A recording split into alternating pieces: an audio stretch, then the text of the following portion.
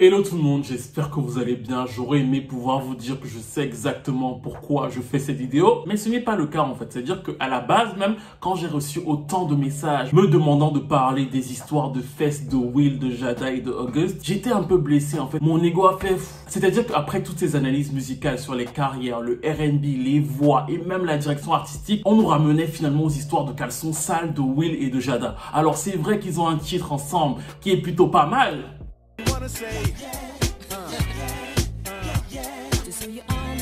Mais alors savoir ce qui se passe ou alors discuter du fond de ce qui se trame dans leur vie privée alors que les nôtres sont déjà suffisamment difficiles à gérer, je trouvais que ça faisait un peu beaucoup. Toutefois, au vu de l'ampleur des messages, tout à l'heure j'étais en train d'aller à la salle de sport et je me suis dit, Steve, prends-le comme un défi en fait. Poste-le sur ton autre chaîne à laquelle vous allez vous abonner, à savoir le Stevie Show. Et surtout, on va pas vraiment analyser ce qui se passe entre Will et Jada, mais on va analyser en quoi leur stratégie de communication était une pure réussite en fait. On va comprendre déjà ce que Will Smith et Jada vendent.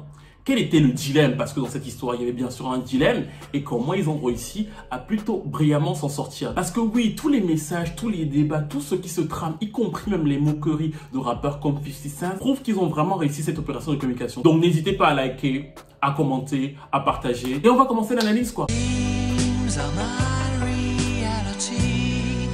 Oui, Will et Jada sont un couple mythique d'Hollywood qui vous vendent ensemble le rêve américain. À savoir que c'est l'acteur qui a quasiment tout réussi dans sa vie. Sa femme aussi est une actrice connue. Leurs enfants sont connus. Les deux sont hyper talentueux. Et dans les sociétés occidentales, en regardant de loin, on ne peut pas rêver mieux que d'avoir un mari aimant et riche avec lequel on fait quasiment 30 ans dans notre vie. D'avoir de beaux enfants qui eux aussi font carrière dans l'industrie, qui sont eux aussi talentueux. De façade, qu'est-ce qu'ils vendent? Ils vendent l'image d'une famille moderne, unie et surtout d'un idéal. À savoir que quand on les regarde, beaucoup de gens aimeraient être comme Will Smith et Jada, à savoir avoir cette famille plus ou moins parfaite, ou plus ou moins tout se passe bien, ou alors même si ça ne se passe pas bien, et là c'est très important, on réussit à le surmonter, à le surpasser pour pouvoir rester ensemble. Dans ce titre Stay Together, extrait de son album Brave en 2007, Jennifer Lopez dit « Les ruptures sentimentales, c'est dépassé. Rester ensemble, c'est la nouvelle tendance. » Ce propos dans sa bouche est plus ou moins vu d'un point de vue sentimental, mais il peut très bien s'appliquer à la doctrine du couple Smith qui est tout à fait conscient qu'une partie de l'idéal et une partie de l'admiration que leur voue le grand public vient aussi de la vision qu'on a de cette famille. Maintenant, l'ombre à ce beau tableau vient du fait que depuis plusieurs années, plusieurs gros tabloïds publient que Will et Jada seraient un peu un couple où chacun tire de son côté, à savoir que Will tromperait Jada et Jada tromperait elle aussi Will. Ce genre d'histoires ont commencé à égratigner un tout petit peu l'image du couple, mais elles ne sont pas gênantes en soi. Elles n'étaient pas gênantes jusqu'au jour où Will Smith lui-même a plus ou moins donné un propos qui aurait pu être détourné. Il a parlé de relations ouvertes entre lui et sa femme.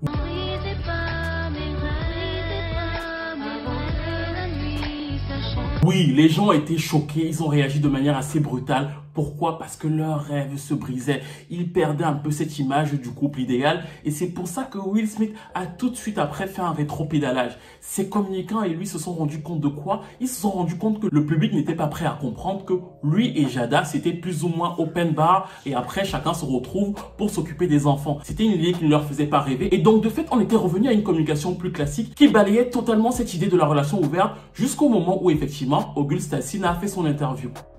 I actually sat down with Will and had a conversation due to the transformation from their marriage to life partnership that they've spoken on several times, and it, you know, not involving romanticism.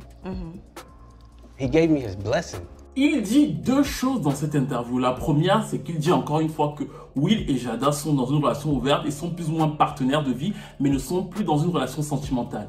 La deuxième, c'est qu'il dit aussi que Will lui a donné sa bénédiction. Et ces deux choses vont être assez brillamment détournées ou alors retournées dans le Red Table Talk de Will et Jada. Et il faut d'abord savoir une chose, c'est qu'ils avaient été prévenus. Ça ne veut pas dire que le coup avait été préparé ensemble, mais ils le disent eux-mêmes. August Alsina avait eu la courtoisie de leur dire avant l'interview qu'il ferait cette interview. Donc de fait, c'est une communication de crise pensée et établie bien avant. Et dans cette communication de crise, la première chose, c'est que Jada corrige tout de suite August Alsina en parlant de permission et non de bénédiction. Elle dit ça. Press about you giving permission, which is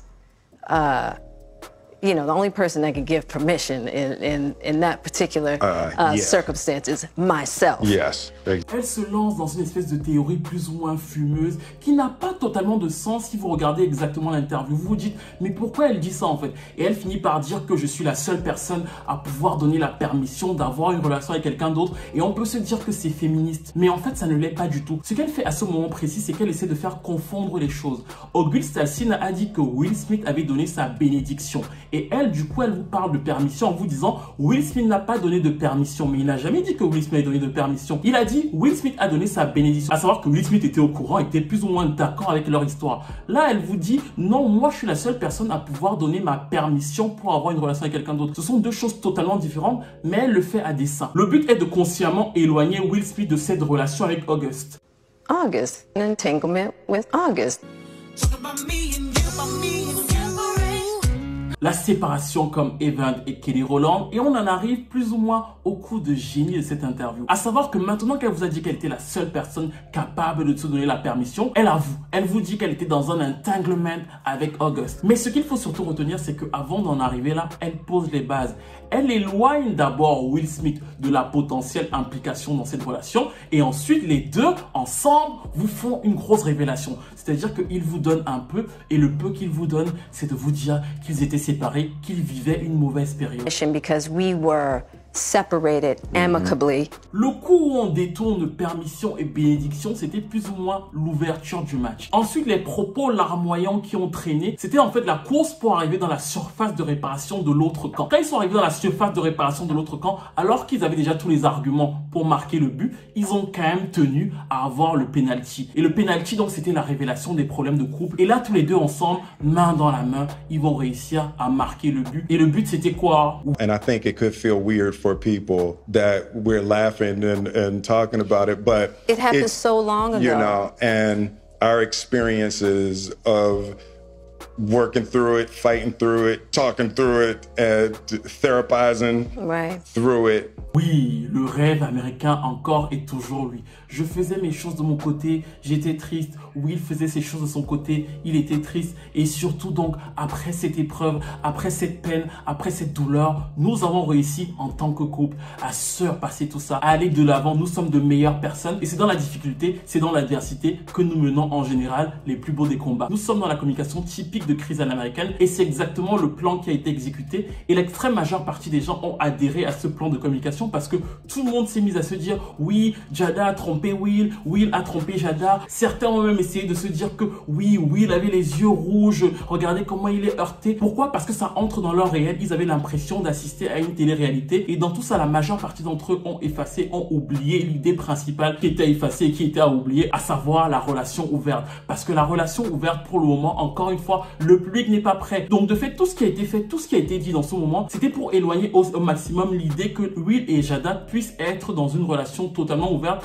parce que ce truc-là ne fait pas rêver les gens. Alors que le fait quand même de leur dire que nous avons vécu un moment difficile, nous sommes passés par ça, ça reste quand même une image d'un couple idéal, ça reste l'image d'un couple fort. Et d'ailleurs, la question que beaucoup qui ont décrypté cette interview ne se sont pas posées, c'est de savoir comment auriez-vous réagi si Will n'avait pas eu ce petit truc où on le sentait plus ou moins touché en fait? Si pendant que Jada racontait tout ça, Will n'avait pas eu ce soupçon plus ou moins d'émotion, comment auriez-vous réagi? Oui, vous auriez trouvé ça hyper bizarre, vous vous seriez dit mais vraiment Auguste a raison, c'est une relation ouverte, il n'y a pas de sentiment entre eux. Et en fait le couple Will et Jada ne vous aurait pas fait rêver. Le fait qu'il y ait eu une certaine émotion chez Will Smith a permis de les ancrer dans votre réel, dans le réel du grand public, de se dire que c'est malgré tout une relation, Jada est pas bien, Will ceci. Toutes les théories qui ont été faites sur le fait que Will souffrait ou bien que Jada était une chouin, toutes ces théories là les ont arrangées tous les deux. Cette idée là malgré tout a encore du mal à être totalement acceptée ou plus précisément à faire vraiment rêver les gens quand ils voient un couple en fait. Donc ils ont voulu protéger ça. C'est pour ça que toute la communication s'est située sur le fait de déminer la relation ouverte et de laisser les gens parler sur le fait que Jada ceci, Will cela. Parce que malgré tout ce qui peut être dit aussi bien de 50 Cent et de tous les threads qu'on a pu lire sur Twitter ou sur Facebook, tous ces gens-là les ancrent malgré tout dans leur imaginaire à eux. Qu'ils prennent le côté de Will ou de Jada, ils les ancrent dans la relation de couple plus ou moins classique. Et ça, ils en ont besoin parce que tant qu'ils restent dans ce cadre-là, il reste toujours ce couple qui fait rêver en fait. Au final, après ce scandale, quand les gens les verront ensemble, ils se diront malgré tout, ils réussissent à être ensemble, à surpasser les épreuves et c'est ça qui va compter et c'était le but de leur communication. À savoir qu'on a déconné, on a galéré, mais nous restons ensemble, nous nous serrons les coudes, la vie c'est dur, l'adversité. Mary J. Blige, vous connaissez?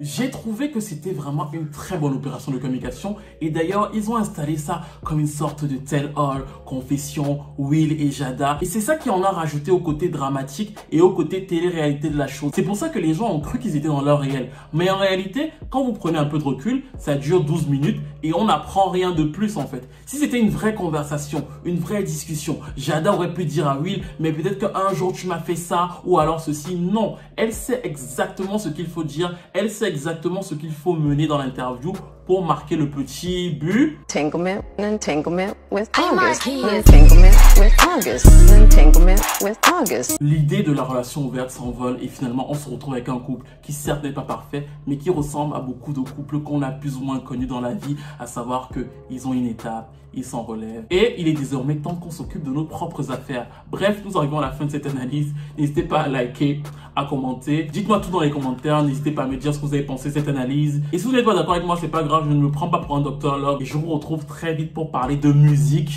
sur ma chaîne principale. À très vite.